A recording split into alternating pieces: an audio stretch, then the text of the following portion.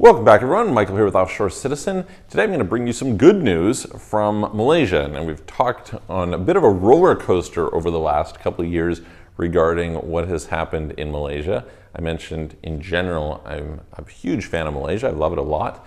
And, then their government over the last couple of years has done just some terrible things in terms of restrictions, in terms of cutting back their tax policy and closing MM2H and then updating it in a way that was pretty negative, kind of retroactively denying benefits to Labuan companies, etc.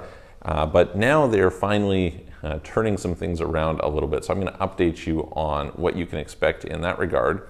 And I think there's a reasonable chance, in my opinion, that this is a sign that Malaysia has turned a bit of a corner and we may see some progress over the next while. So I like that quite a bit, and we'll hear from you guys. You guys put your comments below and let me know what you think. Before we get into it, if you haven't already, please hit the subscribe button, hit the all notification bell if you'd like help with any of these subjects we deal with, which is international tax optimization, forming companies, opening bank accounts, getting residencies, citizenships, etc. Please reach out to me. You can book a call, calendly.com/Michael-Rosmer. There's a link in the description below, or send a message through our websites, offshorecitizen.net and offshorecapitals.com.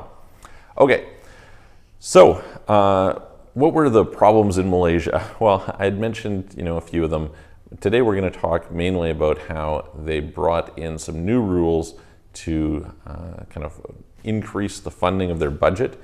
And some of this were some one-time taxes that they were labeling on companies, as well as the most significant thing that was negative was bringing in taxation on foreign sourced income. And there is some conversation about, does this apply to dividends? Does it not apply to dividends? Because dividends weren't taxed locally, and so then what's going to happen? And that was looking pretty badly up until close to the end of 2021. However, we've seen a bunch of things go pretty well. So first of all, on the Labuan front, they kind of reopened things for Labuan. They clarified that the 3% tax rate that had been there previously would be available, and that was really great news. We're very happy about that. On the front of foreign source income, they have backed off on it and said no taxes on foreign source income, this is for individuals, until 2026. So at least the next 5 years, they will not tax that foreign source income. And that's also really good.